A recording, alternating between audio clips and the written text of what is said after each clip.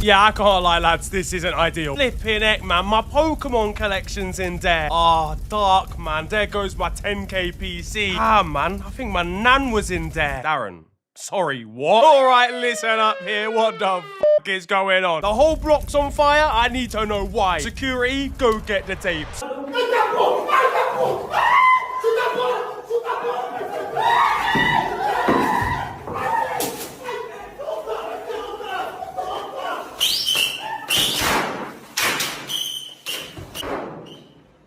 Let me get this straight, guys. You were playing this in a block of flats indoors. Yeah, you know what, officer? In hindsight, maybe we should have gone with less fireworks. Yo guys, it is your boy Nirin here, and you are watching FTW. This, of course, is the series where I bring to you the best and more frequently the worst of what football has to offer during the last 7 days. Again, before we get into this one, I want to say a massive thank you to you guys for the support on this series always. If we can get to 6,000 likes, I'd really appreciate it, just so we make sure the algorithm keeps showing it you every single week. But what has been kicking off in the world this week? Well, it's a catastrophe for British nostalgia merchants. His gaming chain Game has announced that stores will be closing across the UK. The game has quite literally gone. Oh, the game's got it. Rest in peace, man, honestly, to all the fallen soldiers of this country, man. I can't deal with this anymore. I'll be reminiscing back to the times where I was a loser queuing for FIFA at midnight. Who am I kidding? I'm still one now. I can't wait to see them all replaced by vape shops on the high street, because that's what happens to every store these days. Fucking hell, they've done it again. Now, on to the football, though. And what's that in the shop? It's a Red Bull. I don't know if you were expecting me to say a Carabao energy drink, but I ain't ever seen one of those in person. The E-Numbers Invitational was back in full force for the semi-final second legs this week. And first up would be a clash between two men aiming for the most LinkedIn posts this year. The only table Chelsea are likely to be on top of this campaign. Liam Rosenior would be taking a break from aging men through the medium of Kinect to face Mikel Arteta. The first leg had Arsenal up at 3-2 after a slim win at Stamford Bridge. Kepa Arrizabalaga cosplayed as a goalkeeper against his former side, coming off the pitch after conceding 2 to Ellen DeGenerate. Couldn't have been particularly positive. Is he walking away from the job? And Arsenal heeded that warning of Kepa underperforming last time by playing him again here. Now, the Gunners were aiming, I think, to blind their audience into not seeing that Kepa Arrizabalaga was in goal with this epileptic nightmare of a light show before kickoff. It must have blinded Arsenal's players as they were warming up on Chelsea's half of the pitch, something that had Liam Rosenior kicking off before kickoff. It must get pretty tense between himself and his missus at night when she claims a little bit too much of her bed sheets again. Right, Jim, not happy at all. But the game was underway and it was a tense affair here. Mark Cucurella was sent flying, quite literally yelling timber as he hit the floor this time. Meanwhile, Mikel Arteta was firmly distracted down the touchline. Liam Rosenior wanted to show Mikel who was boss though, get an alpha male advantage against his Arsenal opponent by producing a Jogo Benito touch. Except this one was Jogo Vomito, as he ended up knocking out a nearby ball boy. That's my favourite saying. Yeah, this horror touch was honestly the best moment of the game. I'm not gonna lie to you. Liam Delap watched on, knowing he'd seen that touch before. This must have been a tribute to Victor Gyökeres on the other team, you know? Honestly, massive from Liam Rosenior. Sometimes it's deeper than football. I know what's happened here. Like, I know he's not brought his normal shoes to the game. He laced up the Lego ones instead. I will be honest, he's tried the nonchalant gimmick here, and it's made him look like a 62 rated non-rare bronze card on FIFA. And one of the angles of it was crazy because you can see his own bench laughing at him in the background. Liam won't have been too pleased when he caught his own assistant creasing at his Romelu Lukaku impression.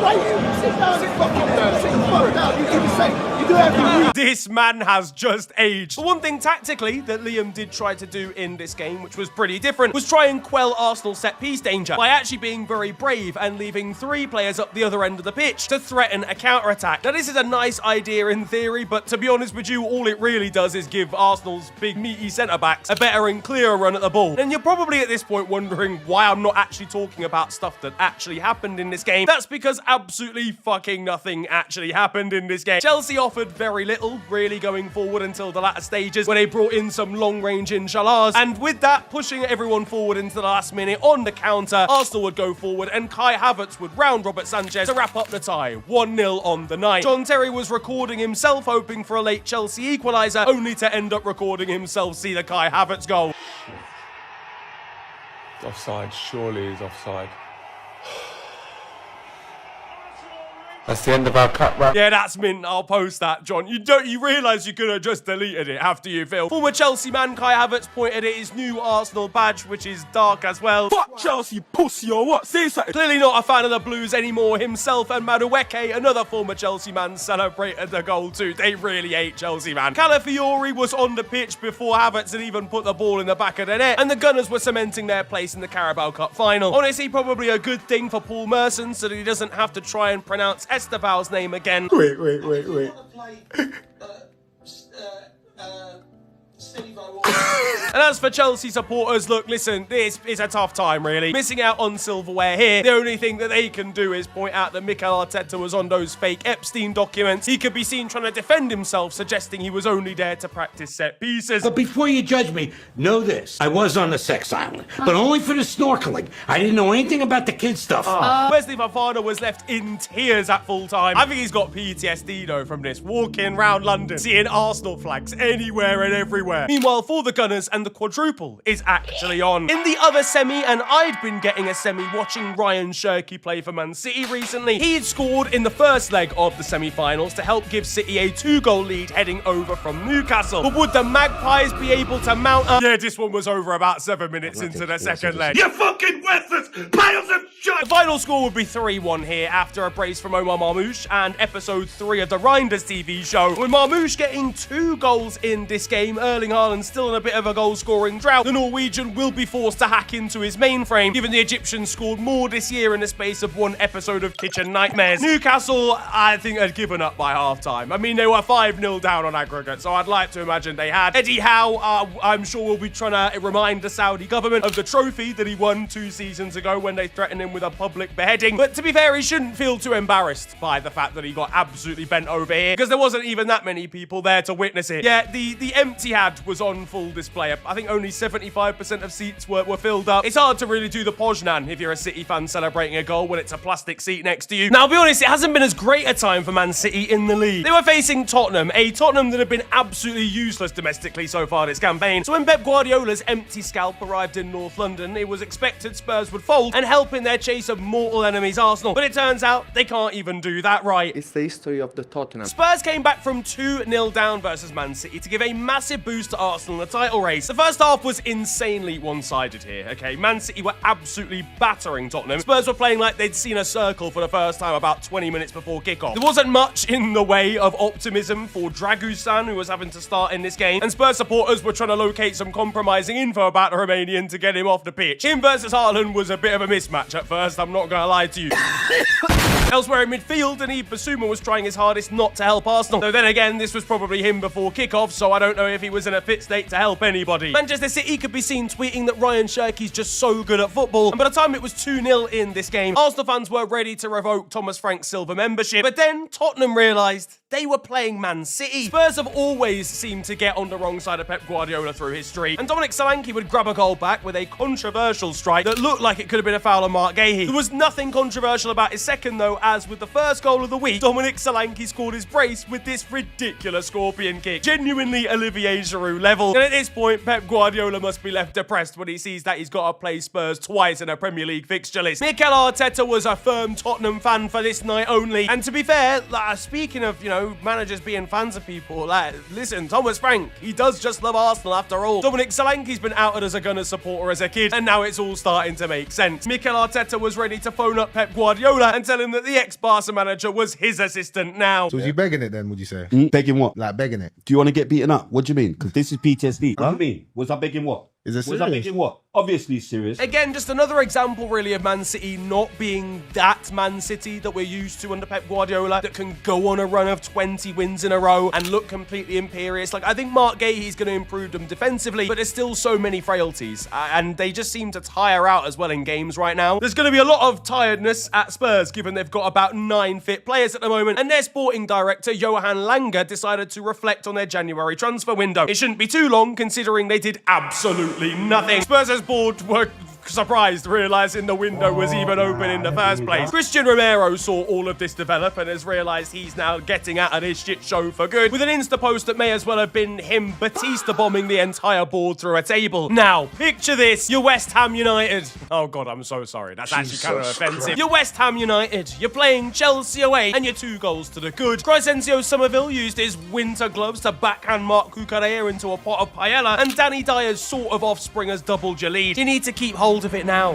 What do you do? Bring on Max Kilman. Fucking hell. Are you even trying to win, boy? Predictably, Nuno Espirito Santo Al-Qaeda ball led to West Ham capitulating into a 3-2 comeback defeat versus the Blues. The Montana, honestly, I've heard it about a million times. Liam Rosenior, I think, must have just promised Cole Palmer that he could get a scale extric set at full time if he helped with the comeback. Meanwhile, it was Enzo Fernandez who scored the goal to bring it to 3-2 before chaos actually ensued in this one. Adama Traore was not happy with a lino for a decision where he felt Mark Cucurella had handled the ball. He threw Mark actually into a pot of paella this time. Mark was on his bike immediately after getting chucked into next Wednesday. Joao Pedro watched all of this unfold and decided he'd come in and help. But who the hell did he think he was? This is the end. Brother, Adama Traore's built like Canary Wharf. You're not winning this scrap, broski. I just know Joao Pedro was panicking when he saw a weapons-grade ballistic missile heading towards him. Yeah, how about you have that den sunshine? Oh, it's you. Alright, so, yeah, man. Listen. God, you there, innit, broski? Come on. I'm just messing with you. God, you are fucking wham, mate. Who's pushed you? Honestly, mate, I've not even seen. I've only just got here. I think it might actually be Mark, furthermore. At Manchester United, and they were back on Chaos Ball shenanigans. They'd taken the lead at Fulham, thanks in part to a Casemiro assist with a no-look pass. Why does he look concerned during it? Bro looks like he's left the oven on and just realised. Either that or he spotted Jamie Carragher down on the touchline. The Brazilian DM brought out the 6-7 celebration for his son. After a great performance in this game, Jamie Carragher had to admit that he was wrong. I think what Casemiro was doing at Manchester United, and he's getting a great reception as he's leaving at the end of the season. There's no doubt he's bounced back, and it is now fair to say the football has not left him. All that being said, Manchester United would throw away their 2-goal lead. They'd been given a warning after this despicable offside call from VAR, but proceeded to go West Ham mode anyway, conceding 2 in the final 10 minutes, including this equaliser from Kevin, his first goal for Fulham. Fulham's Twitter admin couldn't believe what they were seeing, but by the time they'd finished typing out this keyboard spam, they were behind again. Benjamin Seschko giving Michael Carrick yet another win at the wheel. We're going to win so much, you may even get tired of winning. He honestly will find a way to win the Champions League trophy at the end of the season, and they're not even in it. His tactics compared to Ruben Amorim, a breath of fresh air, honestly, I'm sure, for United supporters. It was a good day at the office for Arsenal in the league as well. They went 7 points clear at the time with a 4-0 slapping of Leeds. They've got Dons punching the ball into their own net because of how scary their set pieces are. Valdano scoring what was originally an egregious own goal under even 1 molecule of pressure. To be honest with you, Leeds have got a lot to answer for. I think they've literally provided Yok 14 half of his Premier League goals, and really we can't allow that. Liverpool also scored 4 as they put Eddie Howe's Newcastle side to the sword. Thankfully for us, Newcastle in the big old year of 2026 aren't as good as they normally would be, and aren't as caring as they normally would be either. A young girl, a Newcastle mascot, just left literally completely on her own by the entire squad, no one going over to make sure and check that she was okay. Either way, Hugo Ekitike got vengeance on her behalf, scoring a brace with a nuts performance. Even Alexander Isak had to applaud. Hugo would be dunking it on Newcastle supporters when he got substituted off, and it was a nice moment for Ibrahim Konate, who, as well documented by myself, has had a difficult year on the pitch, has now had a difficult year off the pitch with the tragic passing of his father. So it was nice to see him grab a goal, get on the score sheet here. My thoughts with himself and his family. And Everton, meanwhile, and they grabbed a late equaliser against Brighton. David Moyes celebrated by looking like he'd had a hip replacement down on the touchline, and for stepping 2.4 yards onto the pitch, he was given a yellow card. Calafiori can make himself a left winger before Havertz even stuck the ball in the back of the net, but this is a yellow, mate. The game's gone. Harvey Elliott made a long-awaited appearance for Aston Villa this week. Tyrone Mings was at least seeing the funny side of it down in the Insta comments. And the latest orifice that Amadou Onana's decided to put his 3 points into is his sock. There was drama at Palace versus Forest. Palace seemingly about to equalise before Nico Williams handled the ball on the line and got himself sent off. Ismail Assar would stick away the resultant penalty, and Ola Aina was judging Nico at full time.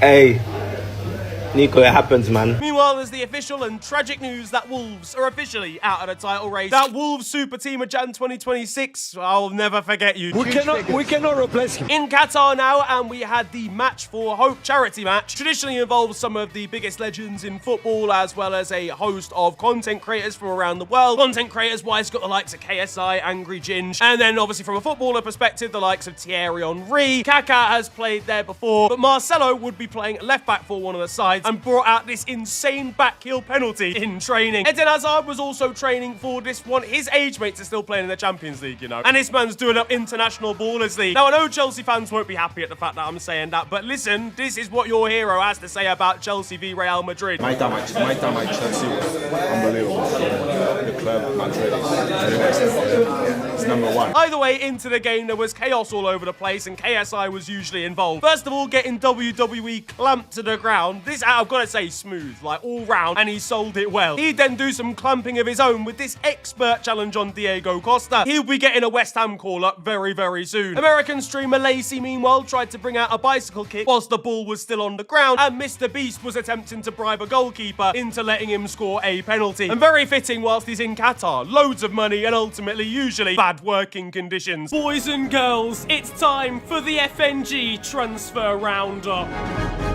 He's a shit YouTuber anyway, mate. I've always preferred Maxwell. Hey, yo, what are we saying, guys? Welcome to their Transfer Roundup, the last place to hear about the news. First of all, in Fabrizio Romano's wet dream, and Liverpool did absolutely nothing.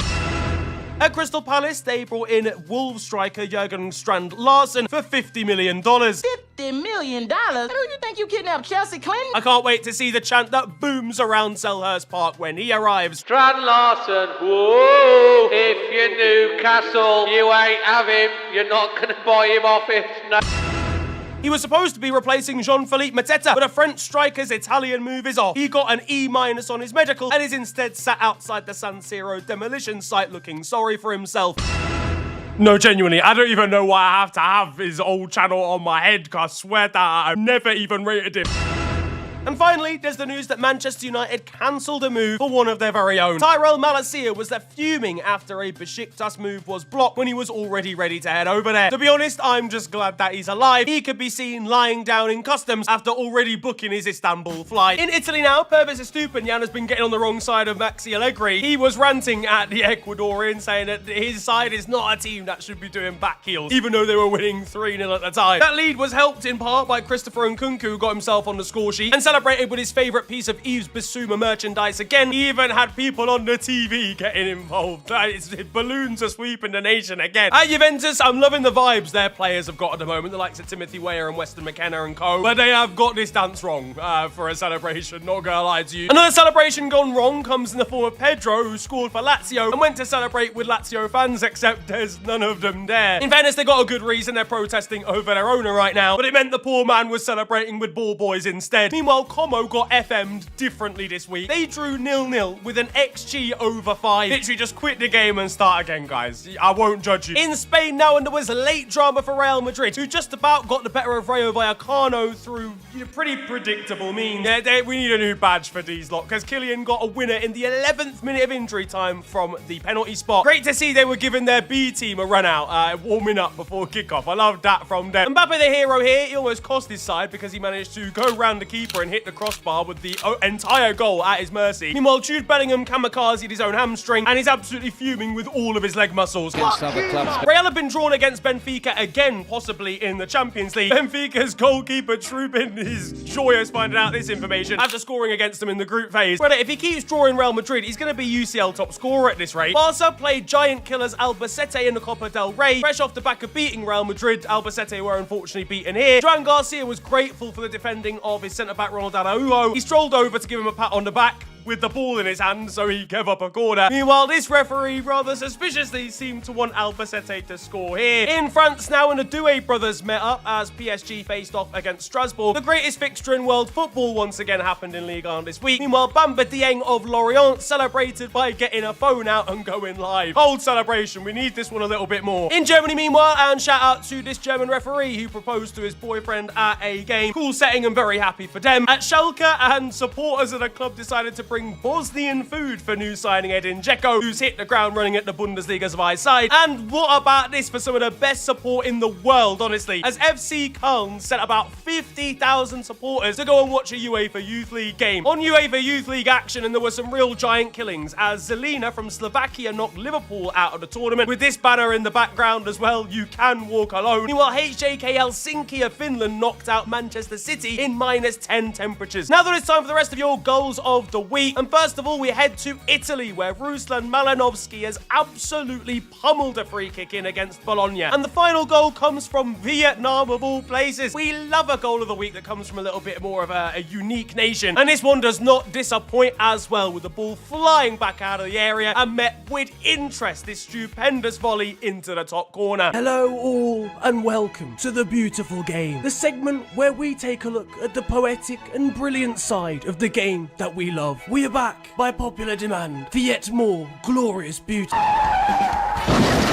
He could have been killed. And that concludes The Beautiful Game. Now, there is drama in Saudi Arabia, and it involves Big Ron. The Portuguese legend has gone on strike for 2 games in a row for his current club, Al Nassr. Residents across the country don't know where he is. Yeah, it turns out he's unhappy with the lack of Al Nassr investment compared to the other 3 state-owned clubs. For those that don't know, Al Hilal, Al Ahly, and Al Ittihad are also owned by the Saudi government, and he feels as though those teams have been given more players and have been able to spend more money. Whether they can't afford to sign anyone else because they're paying you. Your wages are the same as the GDP of Luxembourg every 10 minutes. Over $1 trillion, 200 billion. Now, Big Ron here is giving up 500k a day to go on this strike right now, but it was a strike of a different kind that Karim Benzema's been doing. You see, he scored a hat-trick on his debut as he left Al Ittihad for Al Hilal, a transfer that's probably made Ronaldo even more furious. Honestly, what? Leaving Al Ittihad for Al Hilal, brother, that's just the same thing. Like, let's be real. A Saudi to Saudi club move, though. We ain't even seen that before. The money he's just received, they haven't even invented yet. Big Rondo, however, is still fuming at all of this, and he knows exactly where he's heading to get it off his chest. Al Hilal, the new home of Karim Benzema, to be fair, brought out this really cool tifo in their most recent league match, or before the one where Benzema scored a hat-trick. And elsewhere in Saudi transfers, N'Golo Kante has also left Al Ittihad, this time to head to Turkey and Fenerbahce. Their midfield 3 is actually now spookily good. He arrived in Istanbul to a crazy reception as supporters were really getting in the spirit of racismo. John Duran had some wise words for N'Golo before he headed out of the door to Zenit St. Petersburg. Get out. Get out! Yo! Yo, chill, man. Now, a massive shout out to Baris Yilmaz at Galatasaray. There was a nasty collision between Ahmet Kutucu and the goalkeeper of Istanbulspor this week. It left Kutucu unconscious, and Yilmaz came over to basically put him in the recovery position, make sure he didn't swallow his own tongue. Quick reflexes and composure in a very critical situation. And yeah, massive well done to him for being, for thinking quickly on his feet. In Mexico, we've got a different type of 9 in the center of the box. Yeah, it's a K9 who's just ran onto the pitch. And what's absolutely insane is this dog, has gone and grabbed the ball. All right, Fairs. That's why he ran onto the pitch in the first place, let's be honest. But he's not just any old good boy, bro. This is Ankara dog. Because this K9 now goes on a journey of about 75 seconds, holding the ball in his mouth and evading every steward, marshal, and player that you could possibly think of. He charges around for absolutely ages, eventually is put to a stop. But genuinely, get him in the squad, because as a ball carrier, he's doing a serious job. Actor Willem Dafoe could be seen in the stands at Boca Juniors this week, completing the Spider-Man rivalry, given Julian Alvarez used to play for their sworn enemies River Plate. He was being tempted into betting on a 17-fold Argentinian acca. Leave me alone. Hiding in the shadows. Hiding from who you truly are. In the world of futsal now, we've got a goalkeeper who stepped out to try and score, only it's backfired just a little bit. In Brazil, and this defender, well, what he's done has backfired a little bit too. Often you get taught at youth level to keep things simple, and he's forgotten about youth level entirely, keeping the ball in play, running back into his own box, and setting up a striker. This might be match fixing. Staying in Brazil, and in a game between Betim and Cruzeiro, the match was paused for 4 minutes so that the goalkeeper of Cruzeiro could go to the toilet. What, 4 minutes? Yeah, that's a number 2 for the number 1. One supporter of Rangers, meanwhile, has decided to engage in some elite level shithousery by booking out hotels in Germany before Celtic play a European tie to drive up the prices for Celtic supporters wanting to go to games. He would then cancel them for no fee just beforehand so that less people could actually go and watch Celtic. Yeah, I mean, just give him the award. This is actually like convoluted and genius. Now though, for the moment you've all been waiting for, because over in Romania, it has been a busy week actually. especially in FTW's favourite nation. It's been a bad week, though, for FCSB, and to be honest, it's been a pretty bad season. They're doing badly in the league right now, and not too much better in Europe. Their pretty controversial president, Gigi Becali, has now fired 3 of their players, and 3 pretty important players for them that have got a big reputation in Dennis Alibek, Dennis Politic, who used to play for Bolton, and Octavian Popescu, because they, quote, don't bring anything to the team. Only in Romania, man. Meanwhile, elsewhere in the nation, and a young midfielder by the name of Rarej Pot has decided to leave the club that he plays for in Rapid Bucharest. Now, he's left them on loan. It's not to get necessarily more experience, it's so that he can get more work experience. He just wants to remain in the capital and close to his university. This man is carrying on his studies by hook or by crook. They're closer to home, and at Watford, they had to delay the start of their game because of a hole found in the net. I mean, you could argue there should be quite a few of them, to be honest with you. Oh, fucking hell, am I right? Come on. Meanwhile, at Watford, there's managerial turmoil as per usual, as Javi Gracia has left the club. I'm asking any Watford manager to stay in charge for a year. At Bradford, and one supporter is getting into the minds of his opponents, not even celebrating his goal, just making sure they see him do a chicken dance in front of them. Yeah, it's a shithousery award. We love to see it. Meanwhile, Northampton town manager Kevin Nolan said that his side missed out on a signing this week. No, it wasn't for a failed medical. No, it wasn't because they ran out of time. It was because the player forgot to actually put his signature on the DocuSign. In Portugal, and third-tier side AD Fafe, I don't know if I'm pronouncing that right, are going through it, like, in terms of weather at the moment. In fact, they were expecting such bad weather for their Taça de Portugal semi-final, they've decided to dish out free raincoats to all of their supporters. Then at St. Petersburg are attempting to sign a Brazilian by the name of John. Come on, guys. At least put an Enio in there somewhere. A massive shout out to Nuno Santos playing in Portugal. The 30-year-old has spent a long time out injured. He's a Sporting player, and by a long time, I mean a long, long time. He's missed 463 days of action. The 30-year-old finally returning for a match for the club's B team at Basingstoke, and they called for their players to do a 3K run, all of them to do them separately, whilst for some reason holding an item that started with a B. Apparently, most of the side decided to use, you know, normal things that wouldn't cause a scene in the neighborhood. Billy Upton, however, didn't think that through and decided to run through the entire town with a baseball bat. Meanwhile, spare a thought for this second division Indonesian side, bottom of the league on just 2 points in 18 games, and were handed a 15-0 loss this week.